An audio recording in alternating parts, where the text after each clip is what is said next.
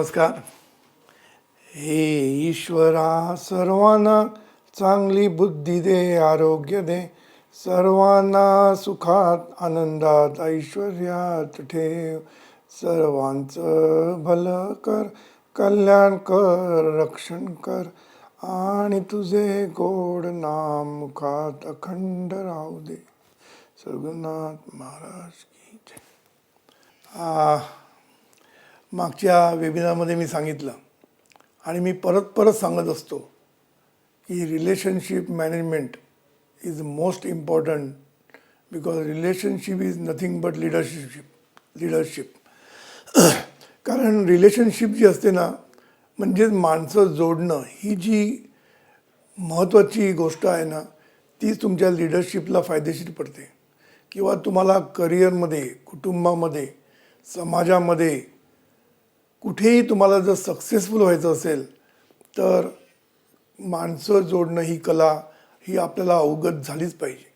म्हणून relationship management हा मी जो मुद्दा मुख्य करून घेतलेला आहे तो त्याच्यासाठीच घेतलेला आहे. आता मागच्या वेळी मी सांगितलं की रिलेशनशिप चांगली करायची असेल तर काय केलं पाहिजे, असं मी निरनिराळ्या गोष्टी सांगत आलो आतापर्यंत. मागच्या वेळी मी तुम्हाला सांगितलं की एक नीतिमूल्य आणि जीवनमूल्य ह्याच्यातलं मी फरक सांगितला. कारण नीतिमूल्य ही बदलत असतं असं मी सांगितलं मागच्या वेळेला. जसा वेळ बदलते, पिढी बदलते, लोकेशन्स बदलतात, धर्म, जात, या सगळ्या गोष्टी जशा बदलत जातात तशा नीतिमूल्य बदलत जातात. पण सद्गुरूंनी जे सांगितलं आहे जीवनमूल्य म्हणजे व्हॅल्यूज ऑफ लाईफ, ह्या मात्र कधीच बदलत नाही. कारण सद्गुरूंनी ह्या ज्या व्हॅल्यूज ऑफ लाईफ सांगितल्या आहेत त्या म्हणजे समता, सभ्यता, सामंजस्य, सहिष्णुता, समाधान आणि कृतज्ञता, या 6 गोष्टी सांगितलेल्या आहेत. आणि ह्या ज्या व्हॅल्यूज ऑफ लाईफ आहेत ह्या कधी न बदलणाऱ्या आहेत. का? कारण ते निसर्गाच्या नियमावर अवलंबून आहेत आणि निसर्गाची सुसंगत असे आहेत, त्यामुळे ते बदलत नाहीत. निसर्गाचे नियम किंवा निसर्ग हा कधीच बदलत नसतो, त्यामुळे त्याचे नियम आपल्याला कायम इटर्नल आहेत. तशा या व्हॅल्यूज ऑफ लाईफ हे सुद्धा आपल्यासाठी इटर्नल आहेत. आणि या व्हॅल्यूज ऑफ लाईफ ह्या खूप महत्त्वाच्या आहेत. मी सांगितलं एका सायंटिस्टने असं म्हटलेलं आहे की it is not enough that you become a man of success, but you should become a man of values. हे मी मागच्या वेळेला सांगितलं. म्हणून मॅन ऑफ व्हॅल्यूज इज खूप महत्त्वाचं आहे. आणि ज्याच्याकडे व्हॅल्यूज आहेत ना तोच खरा सक्सेसफुल होऊ शकतो. नाहीतर सक्सेस हा टेम्पररी राहतो, लक्षात ठेवायचं. माणसं सक्सेसफुल होतात पण ती टेम्पररी सक्सेस होतात, परमनंट सक्सेस त्यांना मिळत नाही. आणि सक्सेसबरोबर जे समाधान मिळालं पाहिजे ते पण त्यांना मिळत नाही. म्हणून व्हॅल्यूज ऑफ लाईफ याला खूप सद्गुरूंनी महत्त्व दिलेलं आहे. म्हणून मी त्या थोड्या तुम्हाला सांगायचं सुरुवात करतो आहे. आणि ते सांगताच रिलेशनशिप कशी आपण ठेवली पाहिजे हे पण मी सांगणार आहे. तर सुरुवात मी केली समतेने. आणि मी समता म्हणजे काय सांगितलं, समता ही दर्शनात आहे. आणि लोक जे समजतात की समता म्हणजे सगळे सारखे, असं सद्गुरूंनी सांगितलं नाही आहे. सगळे सारखे असूच शकत नाहीत. जरी माणूस म्हणून सगळे सारखे असले तरी प्रत्येकाला मान त्याच्या योग्यतेप्रमाणेच मिळतो, हे सत्य आहे. त्यामुळे समता म्हणजे काय, दर्शनामध्ये समता आहे. समदर्शन असा सद्गुरू शब्द वापरला आहे. म्हणजे प्रत्येकजण, मग तो कुठल्याही क्लासचा असू दे, कुठल्याही स्टेटसचा असू दे, तो माणूस हा पहिला आहे. आणि त्या माणसाला माणुसकीने वागवणं हे दुसरं महत्त्वाचं काम. म्हणून माणूस म्हणून प्रत्येकाकडे पाहणं म्हणजे समता, हे लक्षात ठेवायचं. आणि मग आपोआप माणुसकीने वागवणं म्हणजे सभ्यता ही आपोआप येतेच. म्हणून माणूस म्हणून पाहणं हे खूप गरजेचं असतं. पण आपण तसे पाहत नाही. आपण माणूस कुठल्या धर्माचा म्हणून बघतो, कुठल्या जातीचा बघतो, कोणी आपल्याला त्याच्या पूर्वग्रहापासून बघतो आपण की ह्यांनी आपल्याला त्रास दिलेला असतो वगैरे वगैरे वगैरे. आपण निरनिराळ्या गोष्टीतनं माणसाकडे बघत असतो, पण माणूस म्हणून बघत नाही त्याच्याकडे. आणि त्यामुळे माणूस म्हणून बघितलं नाही तर पुढली जी व्हॅल्यू आहे की सभ्यता, ती कधीच आपल्याकडे येणार नाही. म्हणून सद्गुरूंनी आपल्याला काय सांगितलं की समदर्शन हे महत्त्वाचं आहे. म्हणजे काय, प्रत्येकजण एकदम छोट्या माणसापासून मोठ्या माणसापर्यंत प्रत्येकजण दर्शनामध्ये माणूस म्हणून पाहता आला पाहिजे. ह्याला समदर्शन म्हणतात. आणि प्रत्येकाचा मान हा जरा वेगळा असतो. तो मी सांगितलं योग्यतेप्रमाणे असतो. आणि योग्यता कशी ठरते? तर गुणवत्ता प्लस उपयुक्तता म्हणजे योग्यता. नुसती गुणवत्ता आहे आणि उपयुक्तता नाही तर योग्यता नसते. समजलं? म्हणून गुणवत्ता ही खूप महत्त्वाची गोष्ट आहे. आणि त्या गुणवत्तेचा उपयोग आपल्या जीवनामध्ये होत असेल तर तो उपयुक्त असतो आणि मग तो खरा योग्यता त्याची त्याच्यावरनं ठरते. त्यामुळे प्रत्येकाची योग्यता वेगळी. त्यामुळे प्रत्येकाला जो समाजामध्ये मान मिळतो हा मान पण वेगळा असतो. लक्षात ठेवायचं. आणि हे होणारच, याच्या बाबतीत आपण शंका ठेवू नये. पण याचा अर्थ जो गरीब माणूस आहे, जो कमी शिकलेला आहे, खालच्या पातळीवर काम करतो आहे, अशा माणसांना मानच द्यायचा नाही. त्यांना कुत्र्यासारखं वागवायचं, त्याला तुडवणं, त्याला वाईट तऱ्हेनं वागवणं हे अपेक्षित नाही आहे. त्याला पण त्याचा योग्य मान सन्मान आपण ठेवला पाहिजे. म्हणून मी मागच्या वेळेला एक स्टेटमेंट केलं की आजकालची मोठी मोठी माणसं कुत्र्यांना माणसासारखी वागवतात आणि माणसाला कुत्र्यासारखी वागवतात. हे खूप मोठं स्टेटमेंट आहे, लक्षात ठेवा. आणि आपण ते पाहत असतो. कुत्र्यांना मुलासारखी जपतात, लक्षात ठेवा. आणि दुसऱ्यांच्या मुलाला काहीच मदत करत नाहीत. तर हे उपयोगाचं नाही. म्हणून सांगायचा मतलब की समता हा खूप महत्त्वाचा गुण आहे. ह्याच्यामध्ये मी थोडंसं अजून एक सांगतो ह्याच्यामध्ये की आपल्याला जेव्हा नवीन माणूस भेटतो, कुठलाही माणूस मग तो नवीन असला की आपल्याला तो आवडतो लगेच. बघा ना, कुठली बाई तुम्हाला भेटली, कुठलाही माणूस भेटला की तुम्ही म्हणता काय छान आहे ना बाई, चांगली बाई आहे, किती चांगला माणूस आहे हा, चांगलं कुटुंब आहे, असं आपण लगेच म्हणतो. याला कारण का असतं? कारण जेव्हा आपण त्याला पाहतो तेव्हा त्याला माणूस म्हणून पहिलं पाहतो आपण. त्याच्यावरचे जे संस्कार असतात, त्याचा स्वभाव, त्याची वागणूक याचा आपल्याला अंदाज आलेला नसतो. त्यामुळे आपल्याला तो माणूस म्हणून आपण बघितल्यामुळे तो आपल्याला आवडतो. पण हे माणूस म्हणून बघणं हे फक्त सुरुवातीलाच असतं. म्हणून आपल्याला लगेच एखादा माणूस आवडतो. पण नंतर जेव्हा तुम्ही त्याच्या क्लोज कॉन्टॅक्टमध्ये यायला लागतात तेव्हा त्याचे संस्कार काय आहेत, तो कसा बोलतो, कसा वागतो, सगळ्या गोष्टी, त्याचा स्वभाव काय, या सगळ्या गोष्टी आपल्याला लक्षात यायला लागतात. आणि मग त्याचे दुर्गुण लक्षात यायला लागतात. गुण पण आणि दुर्गुण दोन्ही आपल्याला लक्षात यायला लागतात. आणि हळूहळू ते दुर्गुण आपल्याला जाचायला लागतात. दुर्गुण नकोसे वाटायला लागतात. मग त्याचा सहवास आपल्याला नकोसा वाटायला लागतो. मग त्याच्यातनं गैरसमज निर्माण होतात. मग त्याच्यातनं पूर्वग्रह आणि ह्या गोष्टी सगळ्या निर्माण होऊन हळूहळू त्या माणसाशी आपले संबंध बिघडत जातात. हे लक्षात ठेवा. म्हणजे जो माणूस आपण पाहता क्षणी म्हटलं होतं किती छान आहे, तोच माणूस काही दिवसांनी आपल्याला तो नकोसा होतो. का होतो असा? कारण सुरुवातीला तुम्ही त्याला फक्त माणूस म्हणून पाहता, पण नंतर त्या माणसाबरोबर त्याचे संस्कार येतात, त्या माणसाबरोबर त्याचे स्वभाव येतात, त्या माणसाबरोबर त्याचं बिहेवियर येतं. हे सगळं जेव्हा तुमच्या कॉन्टॅक्टमध्ये यायला लागतं तेव्हा फ्रिक्शन व्हायला सुरुवात होते. आणि मग आपल्याला ते हवासा किंवा नकोसा वाटायला लागतो. तर सांगायचा मुद्दा हा की सुरुवातीला आपल्याला ते जाणवत नाही, पण नंतर जाणवतं. म्हणून ह्याचा अर्थ काय की आपल्याला रिलेशनशिप जर वाढवायची असेल तर तुम्ही जेव्हा सुरुवातीला आपल्याकडे पूर्वग्रह नसतात, आपण त्याच्याकडे फक्त माणूस म्हणून पाहत असतो, पण नंतर हळूहळू आपल्याला त्याच्या अनुभवामधनं एक पूर्वग्रह निर्माण होतो आणि आपलं ओपिनियन्स बायस्ड ओपिनियन व्हायला लागतात. आणि मग त्या चष्म्यामधूनच, बायस ओपिनियनच्या चष्म्यामधूनच आपण त्याकडे बघायला लागतो. आणि मग त्याची पुढली प्रत्येक त्याची बिहेवियर आपण पूर्वग्रहानुसार ते तोलत असतो आणि आपण त्याच्यावर जजमेंट करत असतो. आणि त्यामुळे समज किंवा गैरसमज आपले वाढत जातात आणि त्याच्यातनं रिलेशनशिप स्पॉईल होतात. म्हणून प्रत्येकाचे संस्कार वेगळे, प्रत्येकाचा स्वभाव वेगळा, हे आपण ॲक्सेप्ट केलं पाहिजे. प्रत्येकजण माणूस हा परफेक्ट, परिपूर्ण, सद्गुणांनी भरलेला असं असणं कठीण असतं. प्रत्येक माणसाकडे दुर्गुण असतात, सद्गुण दोन्ही असतात. कधीकधी त्याचे सद्गुण काही लोकांना दुर्गुण वाटत असतात, हे पण असतं. म्हणजे गुण हा सद्गुण आहे की दुर्गुण आहे हे पण प्रत्येक माणसावर अवलंबून असतं. मी तुम्हाला एक उदाहरण देतो. एखादा माणूस, आता मी माझं एक उदाहरण देतो. आमच्या ओळखीमध्ये एक लग्न झालं. लग्नाच्या अगोदर तो जास्त बोलत नव्हता आणि बायको म्हणजे जी ठरलेली बायको होती ती खूप बोलायची. त्यामुळे लग्नाच्या अगोदर तिचं बोलणं तो ऐकून घ्यायचा आणि जास्त बोलत नव्हता. त्यामुळे मितभाषीपणा हा तिच्या दृष्टीने गुण होता, सद्गुण होता. काय मितभाषी आहे, जास्त कधीच बडबड करत नाही, पचपच करत नाही, शांत एकदम. त्यामुळे शांत हे असे त्याला सद्गुणाची रूपं बघायला मिळाली. लग्नानंतर काही वर्षानंतर, वर्ष पण नाही, हळूहळू तिला तो दुर्गुण वाटायला लागला. बोलतच नाही हो, माझा नवरा बोलतच नाही. म्हणजे बोलतच नाही हा लग्ना अगोदर सद्गुण वाटत होता, लग्नानंतर तो दुर्गुण वाटायला लागला. एखाद्या माणसाला माणसं गप्प बसलेली आवडतात आणि एखाद्या माणसाला खूप बोलणारी माणसं आवडतात.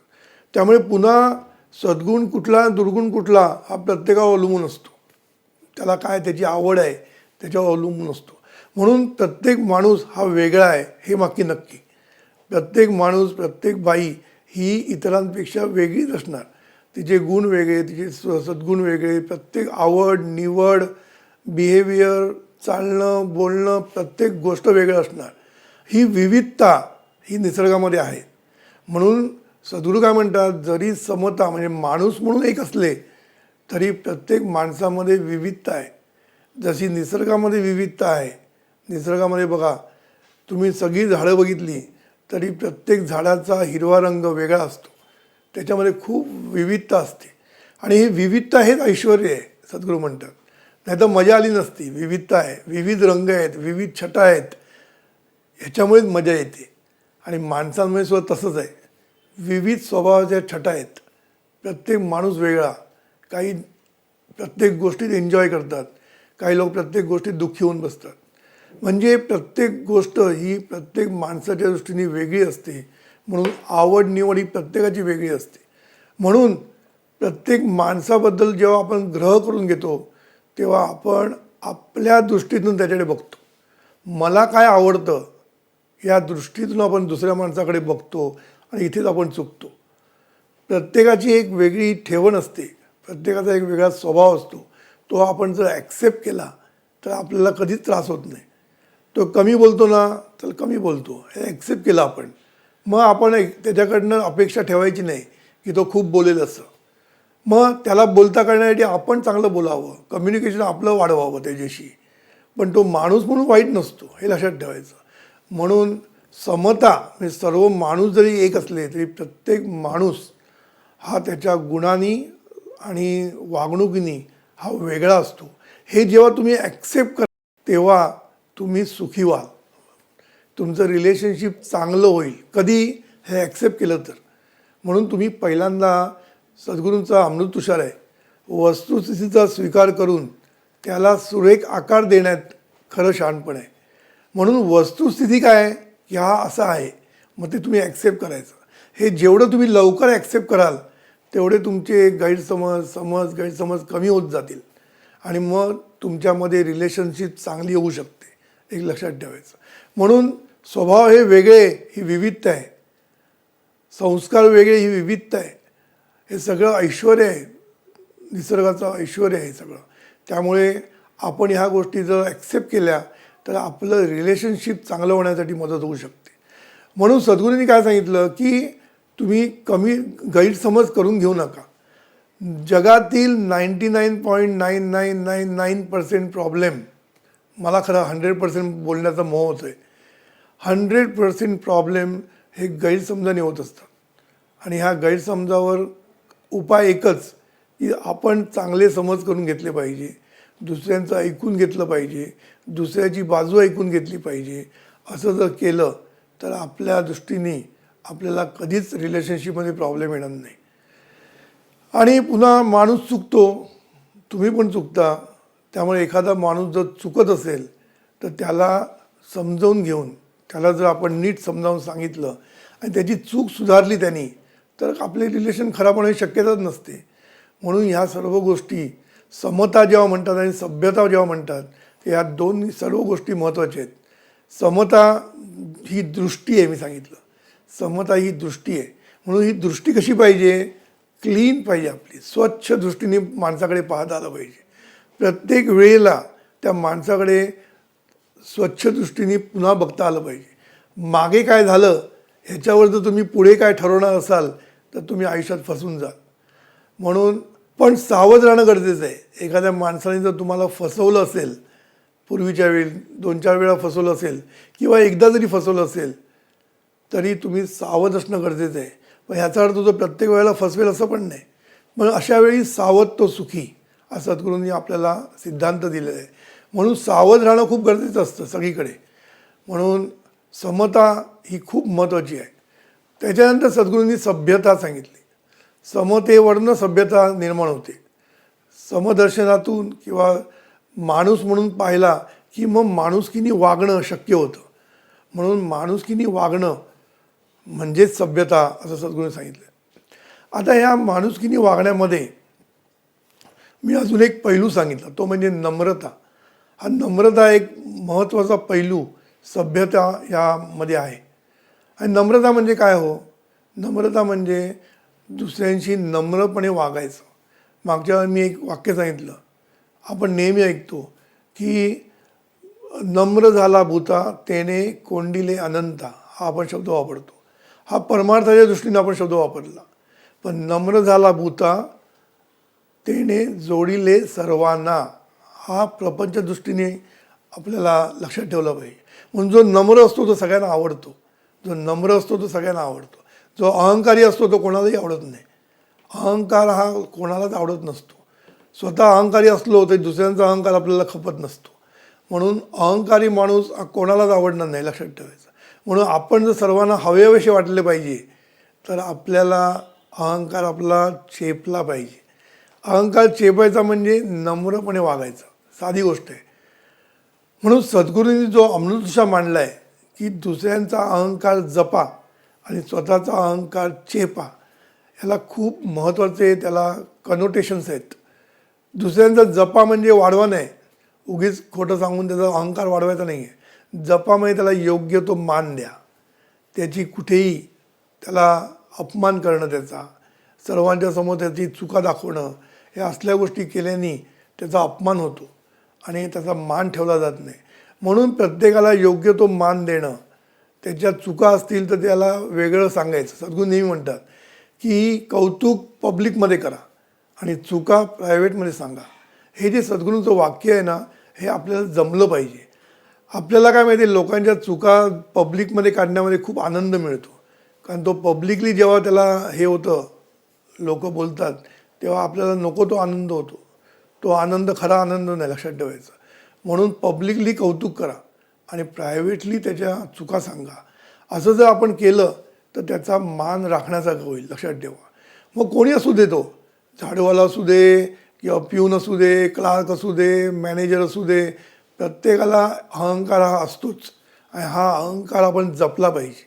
आणि आपला चेपायचा म्हणजे काय, आपलं नको तेव्हा उफाळून बाहेर येत असतो अहंकार. प्रत्येक गोष्टीमध्ये आपला अहंकार असा बाहेर येतो आणि जसं काय आपण ग्रेट म्हणून आपण लोकांना धडे शिकवत असतो. त्यामुळे आपला अहंकार बेताचा ठेवणं ह्याला चेपणं म्हणतात. म्हणजे अहंकार प्रत्येक वेळेला उफाळून बाहेर येता कामा नये. म्हणून आपण नम्र होणं हा सगळ्यात अहंकार चेपण्याचा एक मार्ग आहे. म्हणून स्वतः नम्र राहणं आणि दुसऱ्यांना मान देणं, हे जर तुम्ही जर करू शकला तर ॲक्शन तशी रिॲक्शन, म्हणजे तुम्हाला लोक मान द्यायला लागतील.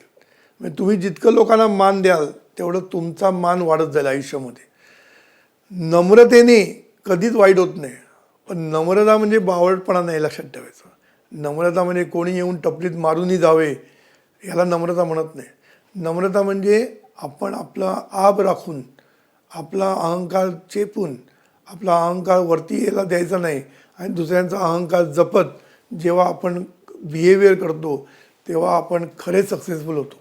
म्हणून मी नेहमी म्हणतो की 2 माणसं जेव्हा एकत्र येतात तेव्हा 2 इगोची टक्कर असते, लक्षात ठेवा. 2 इगो म्हणजे 2 अहंकार, ह्या 2 इगोची टक्कर असते.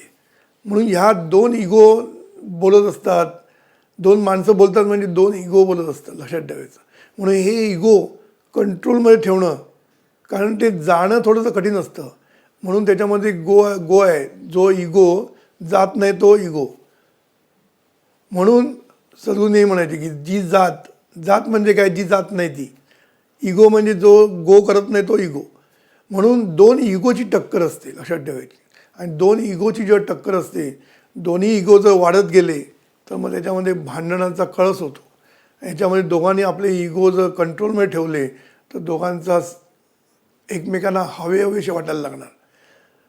म्हणून आपल्याला जर लोकांशी रिलेशनशिप वाढवायची असेल तर आपले इगो कंट्रोलमध्ये ठेवणं आणि दुसऱ्यांचा इगो जपणं यांनी आपण नेहमी सक्सेसफुल होऊ शकतो. म्हणून सद्गुरूंनी काय सांगितलं की समता आणि सभ्यता दोन गोष्टी. समता म्हणजे दृष्टी आणि सभ्यता म्हणजे कृती, हे लक्षात ठेवायचं. कारण नुसतं माणूस म्हणून पाहिलं आणि माणूस म्हणून वागवलं नाही तर त्यात काय अर्थ नसतो. दोन्हीचा एक मिलाफ आहे आणि तो मिलाफ होणं खूप गरजेचं असतं असं सद्गुरू म्हणतात. त्याच्यानंतर मला आता आपण जसं सभ्यताकडे आलेलो आहोत तसं मला अजून एक त्याचा वेगळा पैलू सांगायचा आहे. ते म्हणजे स्त्रीच्या बाबतीत आपण सभ्य असलं पाहिजे. स्त्री सन्मान हा खूप महत्त्वाची गोष्ट आहे, स्त्री सन्मान. आणि बरोबर ह्या महिन्यामध्ये 8 मार्चला जागतिक महिला दिन आपण साजरा केला. आपण महिला दिन साजरे करतो पण महिला अजून दिनच राहिलेले आहेत. नुसता महिला दिन साजरे करून चालत नाही, तर महिलेला जो योग्य सन्मान तो कायमचा दिला गेला पाहिजे. म्हणून स्त्री सन्मान याला सद्गुरूंनी खूप महत्त्व दिलेलं आहे. आणि सभ्यपणे वागणं याच्यामध्ये स्त्रीचा सन्मान करणं हा एक मोठा मुद्दा आहे. तो ह्या महिला दिनाच्या निमित्ताने मी आता मांडतो आहे. म्हणून प्रथम महिला दिनाच्या निमित्ताने सर्व महिलांना माझ्या शुभेच्छा. आणि आता मी थोडंसं स्त्री सन्मानावर बोलणार आहे. स्त्री सन्मानावर आता बोलताना मला परवाचीच बातमी आपण बघितली की आता मॅटर्निटी लिव्ह 26 आठवडे केलेली आहे. आणि पूर्वीसुद्धा मुलींना संरक्षण देण्यासाठी बरेच कायदे आपण आणलेले आहेत. थोडक्यात काय की स्त्रीच्या हक्कासाठी आणि तिच्या संरक्षणासाठी आपण कायदे करतो आहोत, पण एवढ्यानी प्रॉब्लेम सॉल्व्ह होत नाही, लक्षात ठेवायचं. शेवटी स्त्रीला आपल्या कर्तव्याची, आपल्या अधिकाराची, आपल्या जबाबदारीची आणि आपल्या खबरदारीची जाणीव असली पाहिजे. मी बघा 4 गोष्टी सांगितल्या. तिला आपल्या हक्काची जाणीव पाहिजे, अधिकाराची जाणीव पाहिजे, तिला खबरदारीची पण जाणीव पाहिजे आणि जबाबदारीची जाणीव पाहिजे. आज हल्ली मी बघतो तरुणाईमध्ये जबाबदारी ही गोष्ट थोडीशी कमी होत चाललेली आहे. कारण जबाबदार वागणं कशाला म्हणतात किंवा कर्तव्य आपली जी असतात ती खूप महत्त्वाची असतात. आता आपण त्यांना मॅटर्निटी लिव्ह दिली, पण मुलींचं हल्ली असं बोलणं झालेलं आहे, ते करिअरमध्ये एवढे इंटरेस्टेड झालेले आहेत की त्यांना मूल होणं म्हणजे नकोसं झालेलं आहे. मूल म्हणजे त्यांच्या करिअरमधला अडथळा त्यांना वाटायला लागलेला आहे. म्हणून त्याला डिंक म्हणायला लागले हल्ली तरुणाई. डिंक म्हणजे काय, डबल इन्कम नो किड्स. आता हे सगळे जे वाक्प्रचार प्रचलित होत चाललेले आहेत, म्हणजे काय, डबल इन्कम, दोघांनी करिअरमध्ये पैसे कमवायचे आणि मजा करायची, किड्सची जबाबदारी आपल्याला नको. हे असं वागणं एक स्त्रीचं रिस्पॉन्सिबल वागणं नाही, लक्षात ठेवायचं. कारण स्त्रीला निसर्गाने काही महत्त्वाची कर्तव्य दिलेली आहेत आणि ती त्यांनी पाळली पाहिजे, नाही तर सामाजिक व्यवस्था नीट राहणार नाही. समाजाची सुरेख धारणा जी व्हायला पाहिजे ती होत नाही अशाने. म्हणून समाजामध्ये असलेल्या गोष्टींना आपण थारा देता कामा नये. म्हणून स्त्रीला आपल्या कर्तव्याची जाणीव पाहिजेच. ती या निसर्गाने जे काही देणग्या दिलेल्या आहेत किंवा जे काही तिच्यावर जबाबदाऱ्या टाकल्या आहेत त्या जबाबदाऱ्या पूर्ण करणं हे तिचं कर्तव्य आहे, हे लक्षात ठेवायचं.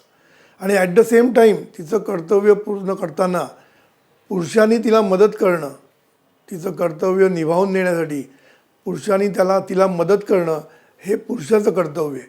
म्हणून संरक्षणासाठी आपण कायदे केलेले आहेत आणि तिच्या हक्कासाठी कायदे केलेले आहेत, पण तिला कर्तव्याची पण जाणीव असली पाहिजे.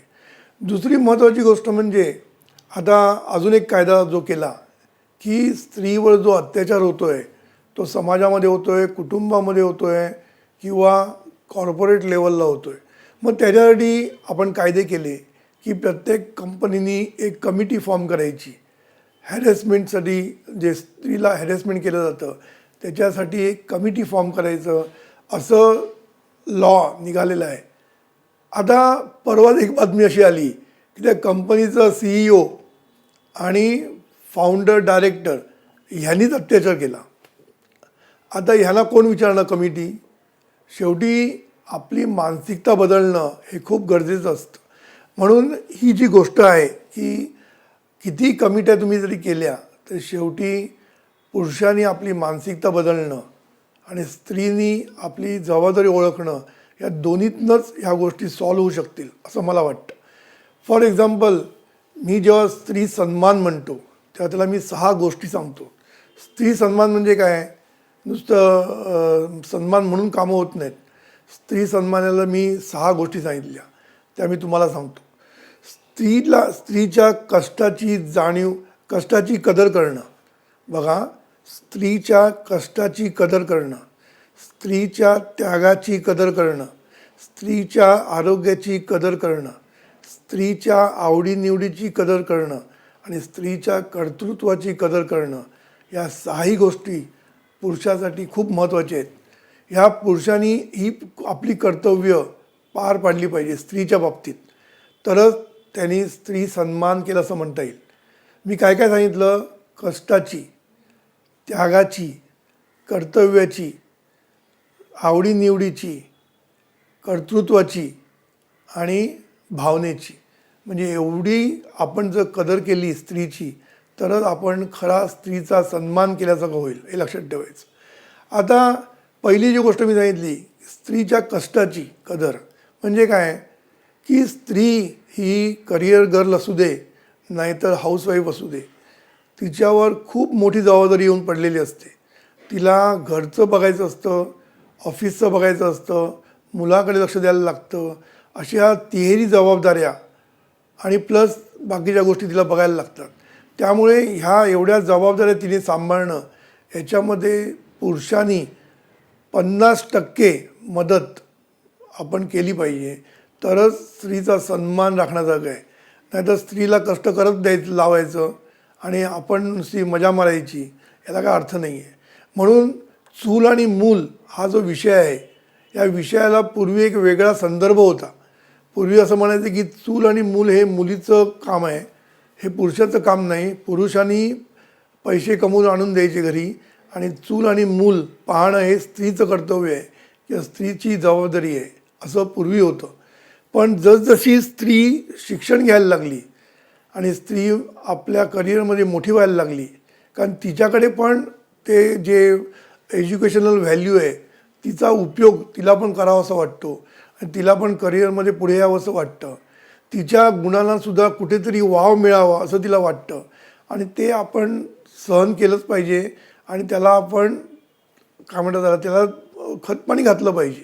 म्हणून स्त्रीलाही जी कष्ट करायला लागतात चूल आणि मूल, याच्यामध्ये पुरुषांनी पण जर हातभार लावला, चूल आणि मूल याच्यामध्ये जर दोन्ही हातभार लावला तर स्त्रीच्या कष्टाची कदर केल्यासारखं होईल. आमच्या एक ओळखीचं कपल आहे, ते अमेरिकेत असतं. आता अमेरिकेमध्ये कोणालाही कोणाची मदत नसते आणि त्यांना 2 मुलं, पण त्या दोघेही हाय लेवलला नोकरी करत आहेत. म्हणजे व्हाईस प्रेसिडेंट लेवलला बायको आणि नवरा दोघेही वरच्या लेवलला काम करत आहेत. पण त्यांनी आपली जबाबदाऱ्या वाटून घेतलेल्या आहेत. म्हणजे रात्रीचं जेवण एकाने करायचं, रात्रीला मुलांचा अभ्यास करण्याचं काम एकाने करायचं, सकाळी उठल्यानंतर डबे भरायचं काम एकाने, त्यांची तयारी करून घेण्याची काम एकाने त्यांना शाळेत पोचवण्याची जबाबदारी, अशी त्या दोघांनी आपली जबाबदारी वाटून घेतल्यामुळे त्यांचं कुटुंब खूप मजेत आहे आणि आनंदात आहेत. पण हे जर फक्त सगळ्या गोष्टी जर बायकोवरच टाकल्या तर तो स्त्री सन्मान खचितच होऊ शकत नाही. म्हणून स्त्री सन्मानाचा रेफरन्स आजकालच्या जगामध्ये बदललेला आहे. पण आजकालच्या स्त्रियांना पण, म्हणजे मी दोन्ही बाजूने सांगतो, स्त्रियांना किचनची इंटरेस्टच नाही आहे. काही बाबा आपल्या नवऱ्याला करून घालणं ही जी आवड आहे ती पूर्णपणे गेलेली आहे. म्हणजे तुम्ही जरी शिकला असला आणि तुम्ही किती करिअरमध्ये पुढे गेला तरी काही काही गोष्टी आपण आपल्या कुटुंबामध्ये एकमेकांसाठी करायला पाहिजे याचं भान दोघांनाही पाहिजे. मी कितीतरी पुरुष बघितले की सुंदर जेवण करतात आणि कधी कधी बायकोला सांगतात तू आता आराम कर, मी करतो जेवण आज, असे करणारे पण पुरुष आहेत. पण बायकांना पण वाटलं पाहिजे की आपण काहीतरी नवऱ्याला चांगलं करून घालावं. रोज बाहेर खाण्यात काही अर्थ नसतो. पण हल्लीच्या बायकांना, हल्लीच्या काही काही मुली, मी सगळ्यांना म्हणत नाही, किचनमध्ये इंटरेस्टच नसतो. मी तर असं ऐकलं, एका मुलीने लग्नाच्या वेळेला सांगितलं की मला किचनची गरज नाही आहे, बेडरूम किती आहे सांगा. म्हणजे किचन नसलं तरी चालेल, सगळं बाहेरून मागवता येतं आणि आपण आरामात जेवू शकतो. पण शेवटी काय असतं माहिती आहे की एक स्वतः करून घालणं, ह्याच्यामध्ये जी एक प्रेम असतं आणि एकमेकांना खाऊ घालणं, एकमेकांना एकत्र जेवणं, ह्याच्यामध्ये जी मजा असते ना ती बाहेरून जेवण आणण्यामध्ये नसते. त्यामुळे दोघांनी एकमेकांना हातभार लावत लावत आपण जे पूर्वी करत होतो तेच आता चालू ठेवलं आपण, तर घरामध्ये एक सुंदर वातावरण निर्मित होते. एकत्र लोक बसून जेवतात, एकत्र बसून खातात, ह्यांनी एक मोठं चांगलं वातावरण निर्मिती आपल्या घरामध्ये होऊ शकते. म्हणून कष्टाची कदर करणं हे खूप महत्त्वाचं आहे. तिला खूप कष्ट असतात. म्हणजे बाळंतपण हे पण एक मोठं दिव्यातून तिला जायला लागतं बाईला, आणि ह्याची समज पुरुषाला असली पाहिजे. कारण एक बाळंतपण म्हणजे तिच्या शरीरामध्ये एवढे बदल झालेले असतात आणि त्या बदलाला तिला स्वीकार करायला लागतो. त्या बदलामुळे जे जे प्रॉब्लेम तिला आहेत ते ती सहन करत असते. त्यामुळे त्याची कदर असली पाहिजे आपल्याला. म्हणून सद्गुरू नेहमी म्हणतात की किती मुलं पाहिजे याला पण एक लिमिट आपण ठेवलं पाहिजे. सद्गुरूंनी ही 60 वर्षापूर्वी सांगितली गोष्ट की 1 किंवा 2 पुरे, हे सद्गुरूंनी 60 वर्षापूर्वी सांगितलं, जे आपण आता विचार करतो याचा. पण सद्गुरूंनी हा विचार का मांडला की संतती जास्त असली की दोन्ही बाजूनी वाईट असतं. एक म्हणजे स्त्रीचं आरोग्य धोक्यात येतं आणि मुलांना योग्य ते शिक्षण, योग्य ते संस्कार, योग्य ते त्यांची जडणघडण काही लक्ष दिलं जात नाही. म्हणून सर्व दृष्टीने अपत्य थोडक्यात कमी असलेलीच बरी असतात. पण त्याच्यातनं स्त्रीला काय काय भोगायला लागतं याची जाण आपल्या पुरुषांना असली पाहिजे आणि त्याप्रमाणे त्यांनी त्यांची काळजी घेतली पाहिजे. कारण काय होतं, पुरुषालासुद्धा काही गोष्टीचा त्याग करायला लागतो. नाही असं नाही की बाळंतपण असलं की 9 महिने सांभाळायचं, हे सगळं असतं त्यांना करायचं.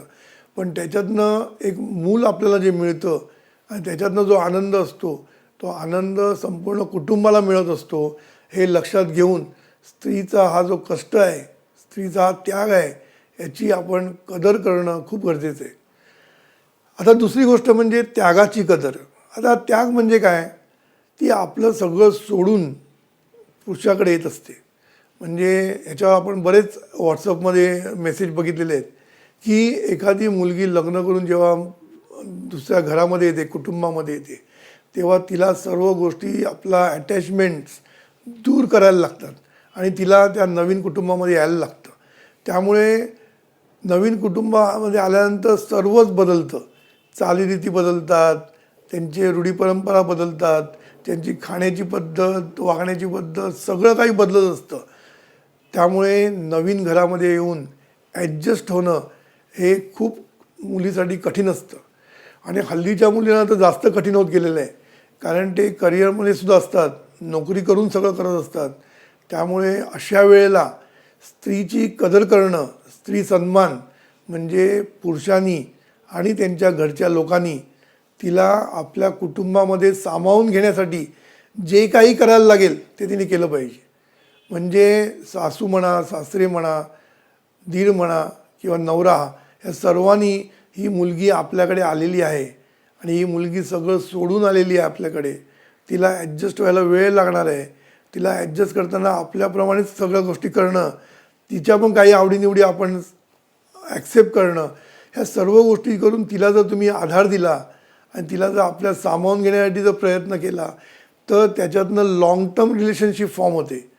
पण सुरुवातीला आल्यापासून जर सासूनी आपली सासूची भूमिका पार पाडायला सुरुवात केली, तुला हे कळत नाही का, तुला आईवडिलांनी हेच शिकवलं आहे का, असल्या गोष्टी बोलायला सुरुवात केल्या, तर मग सासू नकुशी होऊन जाते. हल्ली तुम्ही सिरियल बघता, नकुशी ही होणं कधी होतात, जेव्हा तुम्हाला एखादी गोष्ट आवडत नाही. तसं ती नकुशी होऊन नाही, हवीशी व्हायला पाहिजे, हे लक्षात ठेवा. म्हणून सासू नकोशी नको व्हायला पाहिजे. ती हवीहवीशी व्हायला पाहिजे, हे लक्षात ठेवा. आणि सासूला सून आणि सुनेला सासू हवीहवीशी वाटली पाहिजे. मी तर म्हणतो की आपल्या मुलीपेक्षाही सुनेची काळजी आईवडिलांनी जास्त घेतली पाहिजे, कारण ती सगळं सोडून तुमच्याकडे आलेली असते. आपलं नाव सोडून, आपलं सगळं सोडून, आपल्या घरची अटॅचमेंट. कारण शेवटी प्रत्येक मुलाला आपल्या आईवडिलांची, मुलीला खूप अटॅचमेंट असते. आणि जेव्हा ती तिथून त्याग करते त्यांचा आणि इकडे येते, तेव्हा त्यांची अटॅचमेंट आणखीन मोठी होत असते, लक्षात ठेवा. एरवी मुलावर नेहमी असल्यामुळे जेवढी अटॅचमेंट असते त्याच्यापेक्षाही जास्त अटॅचमेंट मुलीला आपल्या आईवडिलांची असते. हे लक्षात घेऊन त्याची कदर करणं म्हणजे स्त्री सन्मान. म्हणून मी नेहमी सांगतो, माझ्याकडे जेव्हा नवरा बायको येतात तेव्हा त्यांना मी नेहमी सांगतो की नवऱ्यानी आपल्या आईवडिलांपेक्षा बायकोच्या आईवडिलांची म्हणजेच आपल्या सासू सासऱ्यांची काळजी घेतली पाहिजे. आणि मुलींनी आपल्या आईवडिलांपेक्षा आपल्या सासू सासऱ्यांची काळजी जास्तीत जास्त घेतली पाहिजे. याचा अर्थ काय, नवऱ्यानी त्याच्या आईवडिलांची आणि तिने नवऱ्याच्या आईवडिलांची जर काळजी घेतली तर ह्याच्यातनं एक चांगलं प्रेम घरामध्ये निर्माण होतं. कारण जावई माझा भला अशी जेव्हा आईवडील म्हणतात मुलीचे, तेव्हा आईवडिलांना खूप त्याच्यातनं आनंद मिळत असतो. पण जावई माझा भला आणि त्यावेळेला मुलीने सासू सासऱ्यांना वाईट टाकणं हे अपेक्षित नाही आहे. म्हणून दोन्ही आईवडिलांनी ह्या गोष्टी नीट पाहायला पाहिजे की आपली मुलगी सासू सासऱ्यांचं बरोबर करते की नाही, हे आपल्या तिच्या आईवडिलांनी पाहणं खूप गरजेचं आहे. आणि यालाच शहाणपण म्हणतात, लक्षात ठेवा. काही मी असं ऐकलं, एकदा सासूला मुलींनी फोन केला, आपल्या आईला फोन केला की सासऱ्याकडे आमच्याकडे खूप माणसं येणार आहेत, तर मला काहीतरी करायचं आहे, तर मला सांग काय करायचं. तर तिने ॲडवाईस काय दिला, तू उगीच जास्त करू नका, सगळं तुझ्या अंगावर पडेल हळूहळू. असला ॲडवाईस कधी आईने आपल्या मुलीला द्यायचा नसतो. उलट तिला सासू सासऱ्यांचं जेवढं करता येईल तेवढं करायला शिकवलं पाहिजे, ज्याच्यातनं प्रेम निर्माण होतं, लक्षात ठेवा. कारण मुलींनी सासू सासऱ्यांना जिंकलं की मुलगी मुलाला आपोआप जिंकते, लक्षात ठेवेल. कारण मुलाला जिंकायला वेळ लागत नाही, कारण मुलाला तू आवडलेलीच असते. पण मुलाला आपल्या आईवडिलांची काळजी असते आणि आपल्या आईवडिलांना जेव्हा तू सांभाळते तेव्हा त्याला खूप त्याच्यातनं धन्य वाटतं आणि तो तुमच्याशी एकदम प्रेमाने वागायला सुरुवात करतो. म्हणून घरामध्ये आनंदी वातावरण करणं सोपं आहे. सद्गुरू म्हणतात एकदम सोपं आहे, फक्त शहाणपण पाहिजे. आणि शहाणपण पाहिजे म्हणजे काय की मुलींनी सासू सासऱ्यांची काळजी जास्त घ्यायची आणि मुलांनी आपल्या सासू सासऱ्यांची काळजी घ्यायची. असं जर केलं तर दोन कुटुंबाचं मिलन जे होतं ना, ते खूप सुंदर मिलन होतं आणि त्या मिलनातनं नेहमी प्रेमच बाहेर पडतं. हे असं करणं शक्य आहे, कठीण काहीच नसतं आणि हे केलंच पाहिजे असं माझं म्हणणं आहे. माझ्या बाबतीत मी तेच केलं. मी माझ्या मिलनच्या आईवडिलांना जपायचो, त्यांना नेहमी जी काही मदत करता येईल ती करायचो. त्यामुळे मिलनला खूप बरं वाटायचं आणि मिलन माझ्या आईवडिलांची एवढी काळजी घ्यायची की मला बरं वाटायचं. म्हणजे हे दोघांचं बरं वाटणं असतं ना, हेच खरं असतं, हे लक्षात ठेवायचं. आणि हे जेव्हा खरं असतं ना, तेव्हा त्याच्यातनंच कुटुंबामध्ये एक जीवपणा येतो. नाहीतर हल्लीच्या मुली मी बघितलेत की नवीन कुटुंबामध्ये आले तरी असे वेगळे राहतात की जसं काय हे माझं घरच नाही आणि आईवडिलांचं घर म्हणजेच माझं घर, अशा रीतीने वागतात. म्हणजे माझं काय याला हे नाही की स्वतःचा अकाउंट वेगळा ठेवणं बिणं ओके, पण हे पूर्वीच्या काळी होत नव्हतं. माझा आणि माझ्या बायकोचं अकाउंट एकच, जरी वेगळे असले तरी कोण पैसे कुठले काढतं आम्ही कधी बघत नव्हतो किंवा कोणी एकमेकांचं असे पैसे वेगळे ठेवणं, माझे पैसे मी वापरणं, असल्या गोष्टी आमच्याकडे चालत नव्हत्या. कारण काय, एकच जीवपणा होता. हल्लीच्या काळात काय, माझा अकाउंट वेगळा, तुझा अकाउंट वेगळा, माझं नाव पण मी बदलायला तयार नसते, तेच नाव ठेवते जुनं. म्हणजे काहीच बदलायला तयार नाही आणि तिला एकजीवपणा पाहिजे असतो, ते होऊ शकत नाही. म्हणून मुलींनी आता आपण ही ॲक्सेप्ट केलेली आहे पद्धत म्हटल्यानंतर ती ॲक्सेप्ट करायची. उद्या पुढे मागे उलटं झालं तर आम्ही ॲक्सेप्ट करू, पुरुषांनी बाईकडे जायचं ठरलं उद्या तर तसं करता येईल. पण सांगायचा मुद्दा काय, आता जी परंपरा आहे त्याच्यामध्ये जर तुम्हाला आनंद पाहिजे असेल, कारण शेवटी नवरा बायको आणि मूल एवढं कुटुंब असू शकत नाही आणि याच्यातनं आनंद निर्माण होऊ शकत नाही. म्हणून दोन कुटुंब एकत्र येणं हे खूप महत्त्वाचं आहे. दोन कुटुंब मी म्हणतो, म्हणजे मुलीचीच कुटुंब आणि मुलाचं कुटुंब, ह्या दोघांनी एकमेकांना सहकार्य, एकमेकांना मदत हे करणं खूप गरजेचं असतं आणि त्याच्यातनंच प्रेम फुलत जातं आणि आनंद वाढत जातो आणि संसार चांगला सुखाचा होतो. म्हणून आजकाल जे डायव्होर्सचं प्रमाण वाढत चाललं आहे याला हे एक कारण आहे की मुलगी आणि मुलगी एकजीव होत नाही नवीन कुटुंबामध्ये. आणि ते एकजीव होण्यासाठी जे काही सासू सासऱ्यांनी केलं पाहिजे किंवा नवऱ्यांनी केलं पाहिजे ते पण करत नाहीत. ते सर्व गोष्टी तिच्या आपल्या मनाप्रमाणे व्हावं अशी अपेक्षा करतात. मी असे बघितले सासू बोलताना, मी नाही का केलं, मी जेव्हा इथे आली तेव्हा मी सगळं माझ्या आवडी बदलल्या, माझ्या निवडी बदलल्या, मी सगळं या घराप्रमाणे शिकली, मग हिने शिकायला काय झालं. प्रत्येक वेळेला कम्पेअर करून उपयोग नाही. आताची पिढी वेगळी आहे. तुम्ही पूर्वी शिकलेलं नसायच्या, तुम्ही कुठली नोकरी करत नव्हत्या. हल्लीची पिढी नोकरी पण करते, शिक्षण घेतलेलं आहे, हुशार आहेत. तर त्यांना त्यांच्या हुशारीचा पण उपयोग करता आला पाहिजे. म्हणून त्यांची आवड निवड काय आहे हे पाहणंसुद्धा तेवढीच गरजेचं असतं. म्हणून त्यांचा जो त्याग आहे हा पहिला ॲक्सेप्ट केला पाहिजे आपल्याला, की ती त्याग करून आपल्याकडे आलेली आहे, आपण तिच्या उपकार केलेले नाही आहे. नवऱ्याची बाजू अशी दाखवतात की आम्ही त्यांच्या उपकार केले, हिला घेऊन मुलीला मी लग्न करून तिच्यावर मी खूप मोठे उपकार केले. असले काय उपकार बिकार झालेले नसतात. उलट त्या मुलीच्या आईवडिलांनी तिला एवढं शिकून मोठं करून तुमच्या हातात दिली रेडीमेड, हे तुमचं नशीब आहे. त्यामुळे तुमचा जो मानसिकता आहे तुम्ही पहिली बदलली पाहिजे की ही मुलगी माझ्या घरात आलेली आहे, तिने सगळं त्याग करून आपली अटॅचमेंट सोडून इकडे आलेली आहे, तर तिला केवढं सुख देता येईल हे सगळ्यात महत्त्वाचं असतं. म्हणून सद्गुरूंनी प्रेमाची व्याख्या केली. काय व्याख्या केली की एकमेकांना सुखी करण्याची भावना म्हणजे प्रेम. प्रेम म्हणजे नुसतं आकर्षण नाही, लक्षात ठेवायचं. हल्लीच्या मुलामुलींना प्रेम म्हणजे आकर्षण झालेलं आहे. म्हणून प्रेम ही आकर्षण नाही, प्रेम ही कमिटमेंट आहे, लक्षात ठेवायची. प्रेम ही जबाबदारी आहे. प्रेम ही नुसतं आकर्षण नाही आहे. आकर्षण हे एक वर्षापुरती राहतं, त्याच्यानंतर आकर्षण महत्त्वाचं नसतं. मग महत्त्वाचं असतं ती जबाबदारी, कर्तव्य, एकमेकांच्या प्रती सुखी करण्याची भावना, एकमेकांना कमिटमेंट देणं, एकमेकावर विश्वास ठेवणं, ह्या सर्व गोष्टी प्रेमामध्ये येतात, नुसतं आकर्षण येत नाही. म्हणून प्रेम म्हणजे आकर्षण अशी आपल्याकडे एक पद्धत झालेली आहे. म्हणून हल्ली लहान लहान मुलं प्रेमात पडतात आणि आम्हाला येऊन सांगतात की मी तिच्याशी जगूच शकत नाही. आणि 1-2 वर्ष नाही गेली की पुन्हा येऊन आम्हाला सांगतात की तिच्याबरोबर जगूच शकत नाही. म्हणजे एवढा जो बदल होत असेल की तिच्याशिवाय मी जगू शकत नाही म्हणणारा माणूस तिच्याबरोबर मी राहू शकत नाही म्हणतो, काय अर्थ आहे? कसलं याला प्रेम म्हणतात? मी असं पण बघितलेलं आहे, कारण मला अनुभव खूप आहे काउन्सिलिंगचा. त्यामुळे मला अनुभवातून मी सांगतो तुम्हाला की आज एकाबरोबर प्रेम केलं, उद्या ते फिसकटलं की दुसऱ्यावर प्रेम करतात. प्रेम म्हणजे काय, आज इकडे घेतलं उद्या तिकडे घेतलं असं असतं का? म्हणजे प्रेम म्हणजे नुसतं आकर्षण असतं आणि या आकर्षणापायीच सगळेजण एकमेकाच्या जवळ जात असतात. आणि ह्याच्यातनंच मग डायव्होर्सचे प्रमाण जी वाढत चाललेली आहेत, कारण हे दोघे एकमेकांमध्ये एकजीव होत नाही आहेत. फक्त आकर्षण संपलं की मारामाऱ्या सुरू होतात त्यांच्या. म्हणून स्त्री सन्मान ह्याच्यामध्ये मी सांगितलं, कष्टाची कदर केली पाहिजे, तिच्या त्यागाची कदर केली पाहिजे. त्याच्यानंतर महत्त्वाची म्हणजे तिच्या भावनेची कदर केली पाहिजे. आज काय झालं माहिती आहे, स्त्रीच्या भावनेची कदर केली जात नाही आहे. मी अशी मुलं बघितलेली आहेत की मुलींना पटवणं हा एक वाक्प्रचार आलेला आहे. म्हणजे एक मजा म्हणून पटवणं, आणि तिच्या भावनांशी ते खेळतात आणि पटवलं, तिला वाटतं खरंच हा माझ्या प्रेमामध्ये आहे, पण ह्याचा उद्देश फक्त तिला पटवणं आणि मजा करणं असते. आणि तिला तो बोलताना जाणून देत नाही की माझं हे पटवणं एवढंच काम आहे. तो बोलताना असं बोलतो की जसं काही मी तुझ्यामध्ये गुंतलो आहे, आणि मग ती बिचारी गुंतत जाते आणि त्याच्यानंतर हा सरळ तिला सोडून जातो किंवा दुसऱ्या मुलीवर फिरतो. याच्यामुळे काय होतं माहिती आहे, तुम्ही तिच्या भावनांशी खेळता, हे लक्षात ठेवा. स्त्रीच्या भावनांशी खेळणं हे सर्वात मोठं दुष्कर्म आहे, लक्षात ठेवा. आणि त्याची फळं तुम्हाला भोगायलाच लागतात, हे लक्षात ठेवा. ॲक्शन तिथे रिॲक्शन आहेच.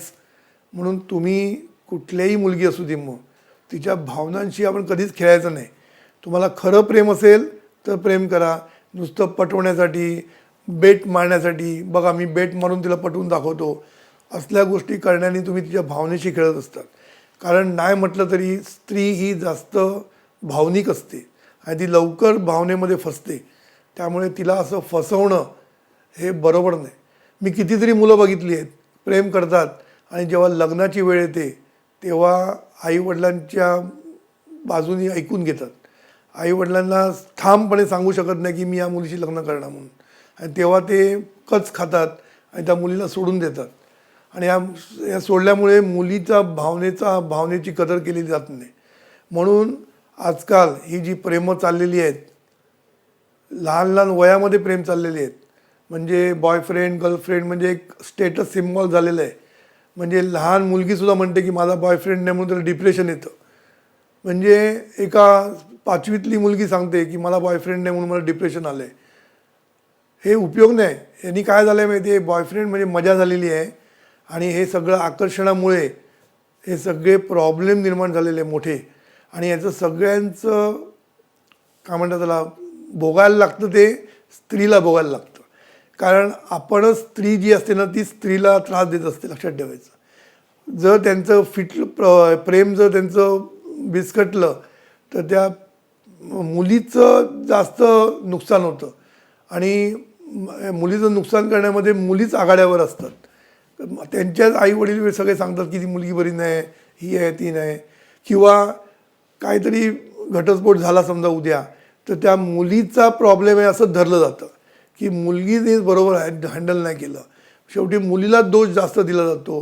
हे असं करणं म्हणजे मुलींवर खूप अत्याचार करणं आहे. म्हणून शारीरिक अत्याचार होतातच आहेत, पण हे मानसिक अत्याचार पण खूप मुलींवर होत आहेत. हे होता कामा नये, आणि याच्यासाठी पुरुषांनी पुढाकार घेतला पाहिजे. आज जी पिढी आहे या पिढीने ठरवलं पाहिजे आपण की आपण मुलींच्या भावनाशी खेळायचं नाही. मैत्री ठेवा, आणि तुम्हाला योग्य वेळी जेव्हा वाटलं तेव्हा तुम्ही प्रेम सांगा, आणि लग्न करायला लागत नाही आईवडिलांची परमिशन घेऊन. तुम्हाला आईवडिलांच्या प्रमाणे जर डिसिजन घ्यायचं असेल तर आईवडिलांना विचारून घ्या सगळं. नाहीतर ह्याच्यातनं डायव्होर्सचे रेट वाढत चाललेले आहेत, आणि ह्याच्यातनं विवाहामध्ये खूप प्रॉब्लेम निर्माण झालेले आहेत. म्हणजे आजकाल लग्न होतात त्याचे मारामाऱ्या दोन्ही साईडनी, आणि लग्न झाल्यानंतर ह्यांच्या दोघांत मारामाऱ्या, असं करून कुटुंब व्यवस्था ही खूप प्रॉब्लेमॅटिक झालेली आहे. म्हणून भावना ही जी महत्त्वाची आहे. कधीकधी मुलीसुद्धा भावनेशी खेळतात पुरुषांच्या, हे पण मी बघितलं आहे. ज्या सुंदर मुली असतात ते मुलांना असंच खेळवत असतात, इंटरेस्ट नसतो त्यांना, फक्त खेळण्यामध्ये इंटरेस्ट असतो. म्हणून या दोन्ही गोष्टींनी वाईट आहेत. कधी मुलं चांगली असतात, कधी मुली पण तशा वाईट असतात. म्हणून आपण हे जे एकमेकांच्या भावनेशी खेळणं हे खूप धोक्याचं आहे, लक्षात ठेवा. आणि तुम्ही तसे खेळला तर तुम्हाला आयुष्यामध्ये तुमच्या भावनेशी खेळणारे सुद्धा मिळणार आहे, लक्षात ठेवायचं. म्हणून या दुष्कर्मापासून आपण लांब राहिलं पाहिजे. म्हणून मुलींनी सावध राहणं हे जितकं गरजेचं आहे, तेवढंच मुलांनी त्यांना सावध न करणं हे पण महत्त्वाचं आहे. कारण मुलं त्यांना सावध करतात आणि हे सावध राहत नाहीत. म्हणून आपण सावध तो सुखी सद्गुरूंनी सांगितलं आहे की तरुण मुलींनी आपल्या भावनांशी खेळायला कोणाला द्यायचं नाही. म्हणून त्यांनी काही बाबतीत कुठेतरी आपण आपल्याला एक मर्यादा घातली पाहिजे वागण्यामध्ये, बोलण्यामध्ये. ही जर मर्यादा असेल ना तर कोण पुरुष तुमच्या वाट्याला येऊ शकत नाही.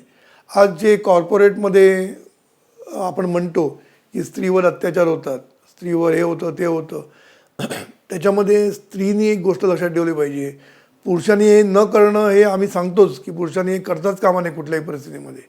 कारण त्यांना त्यांच्या बायकोवर केलेलं आवडेल का, त्यामुळे त्यांनी हे दुसऱ्या मुलीवर करताच कामा नये. आणि ॲट द सेम टाईम मुलींनी पण अगळपगळ बोलणं, अगळपगळ वागणं, जबाबदारीने वागणं हे खूप महत्त्वाचं असतं. मी अशा किती मुली बघितल्या आहेत, म्हणजे बॉडी लँग्वेजमधूनच त्यांचं एक दरारा असतो.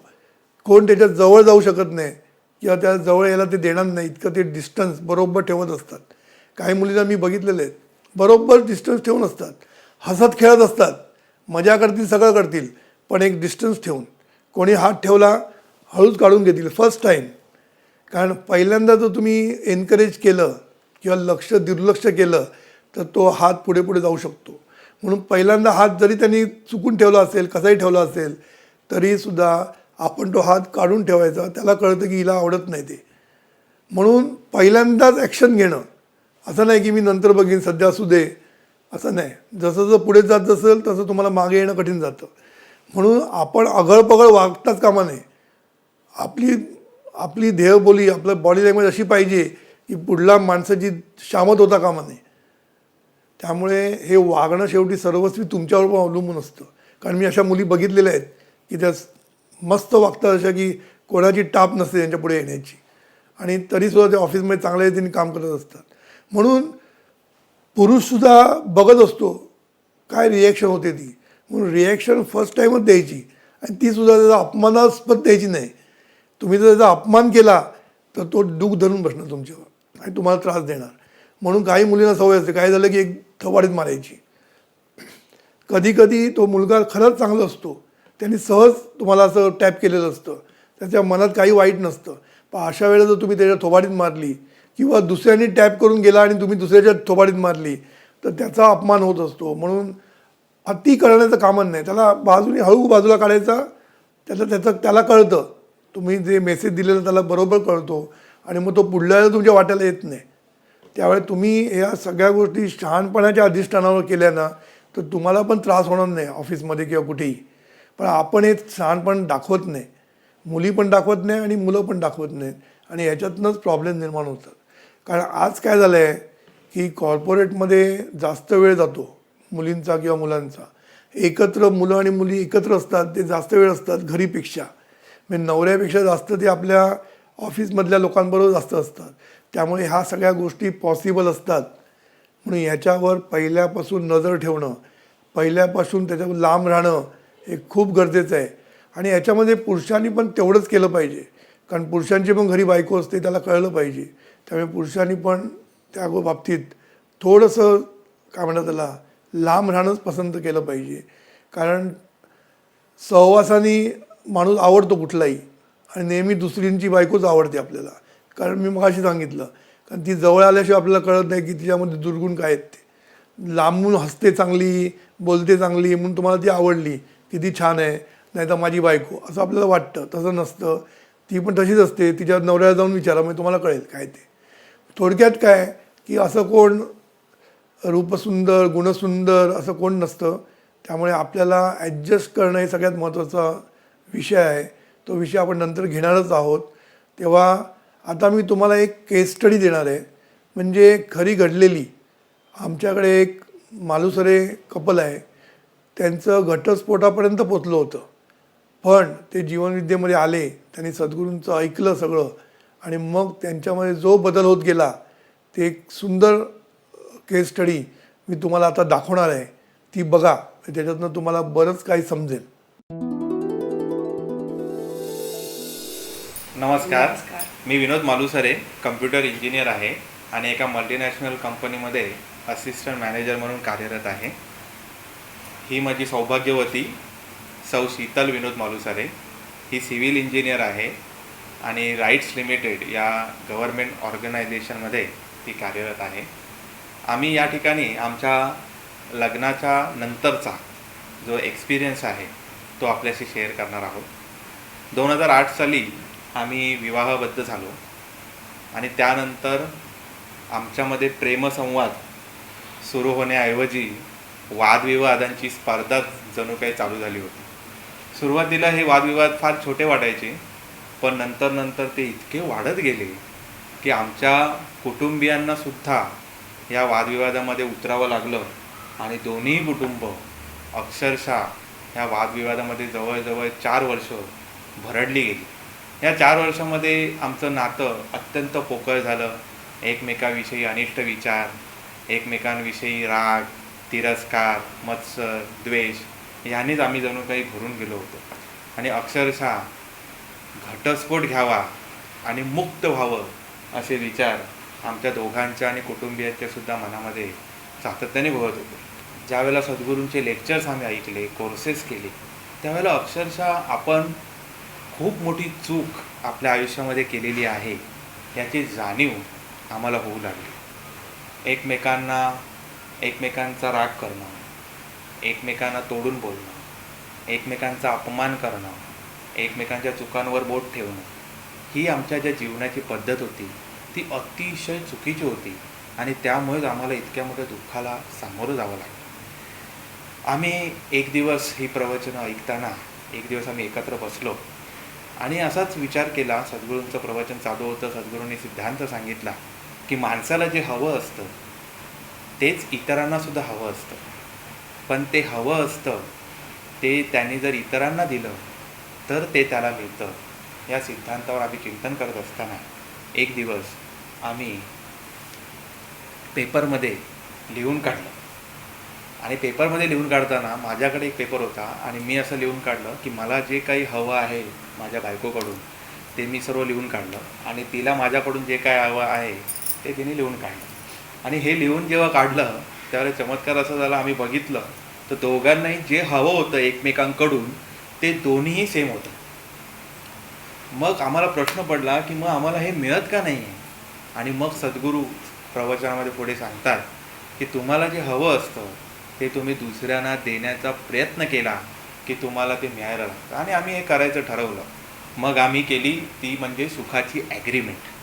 ही सुखाची ॲग्रीमेंट आम्ही एकमेकामध्ये केली आणि ती अशी होती की मला जे हवं असं वाटतं ते मी हिला देणार आणि तिला जे वाटतं ते ती मला देणार.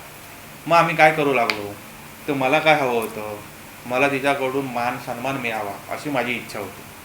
तिला काय, तिलाही तेच हवं होतं. मग केलं काय आम्ही मुद्दामून प्रयत्नपूर्वक लोकांसमोर आणि प्रायव्हेटमध्ये सुद्धा एकमेकाला मानसन्मान देऊ लागलो, एकमेकाचा आदर करू लागलो, एकमेकाचं कौतुक लोकांमध्ये. आणि जर काही चूक झाली तर ती लोकांमध्ये न बोलता दुर्लक्षित करता आम्ही ती प्रायव्हेटमध्ये डिस्कस करू लागलो.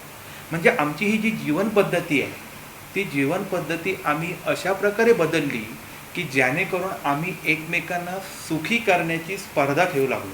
पूर्वी आम्ही वादविवाद करण्याची स्पर्धा घेत होतो, पण आता आमच्यामध्ये स्पर्धा लागली की एकमेकाला सुखी करायचं.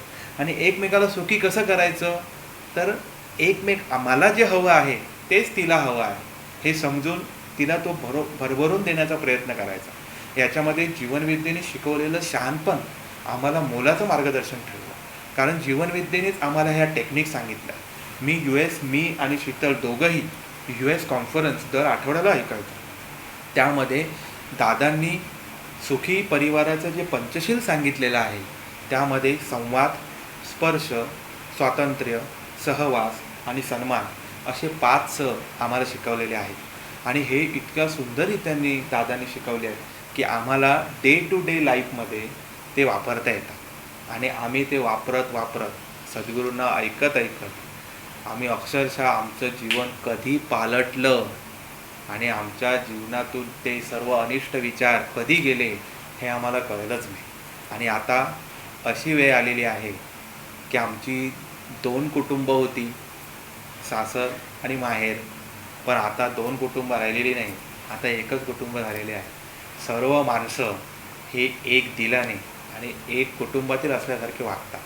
आज आमच्यातलं प्रेम इतकं सुंदर वाढलं आहे, रिलेशन इतकं डेव्हलप झालेलं आहे, इतकी बॉन्डिंग वाढलेली आहे की आज खरोखर आम्हाला जीवन जगत असताना, आमचा तर संसार सुखाचा झालाच, पण हे जीवन जगत असताना आम्हाला इतका आनंद मिळतो की खरंच बाहेर लोक बोलतात की लग्न झाल्यानंतर खूप कटकटी असतात, खूप दुःख असतात. पण खरं सांगू का, जीवनविद्येचं शहाणपण मिळालं ना की लग्न झाल्यानंतर खरोखरच खूप एन्जॉयमेंट असते, खूप आनंद असतो आणि तो लुटता येतो. पण तो लुटायचा कसा हे केवळ जीवनविद्याच सांगते. आणि एकमेकांना मनापासून जर तुम्ही सुखी करण्याचा प्रयत्न केला तर तुमचा संसार हा खरोखरच खूप सुखाचा आणि आनंदाची होईल, याची तरी आम्हाला खात्री आहे, कारण आम्ही तो अनुभव घेतलेला आहे. आताच आपण विनोद मालुसरेंची आपण केस स्टडी बघितली, ती तुम्हाला नक्कीच आवडली असेल. आणि असं आपण जर वागलं, एकमेकांना सुख देण्याचा प्रयत्न जर केला तर आपलं कुटुंब खूप सुंदर होऊ शकतं. याचं तुम्हाला एकच उदाहरण दिलं, पण अशी आमच्याकडे खूप उदाहरणं आहेत की सद्गुरूंची व्याख्या फक्त त्यांनी तंतोतंत पाळली. एकमेकांना सुखी करण्याची भावना, म्हणजे दोघांनी स्वतः सुखी व्हायचा प्रयत्न नाही का, दुसऱ्यांना सुखी करण्याचा प्रयत्न करायचा. म्हणजे तिने त्याला आणि त्याने तिला हे जर केलं तर कुटुंब खूप सुंदर रीतीने चालू शकतं आणि कुटुंबामध्ये सुख समाधान शांती मिळू शकते. हे तुम्हाला कळलंच असेल. आता पुढला आपला जो वेबिनार आहे तो 16 एप्रिलला आहे, सकाळी 10 वाजता. बघायला विसरू नका. याच्यामध्ये आता आपण पुढे जाणार आहोत हळूहळू. स्त्री सन्मानावर सुद्धा मला अजून बोलायचं आहे आणि त्याच्यानंतर आपण सामंजस्यावर जाणार आहोत, सहिष्णुतेवर जाणार आहोत. त्यामुळे हा प्रत्येक विषय मी रिलेशनशिपच्या अँगलनी तुम्हाला सगळं समजावून सांगणार आहे आणि ह्याच्यातनं तुम्हाला खूप काही शिकायला मिळेल आणि हे शिकणं तुम्ही जर वापरलं तुमच्या आयुष्यामध्ये तर तुम्ही सुखी झाल्याशिवाय राहणार नाही, एवढं मात्र निश्चित. नमस्कार.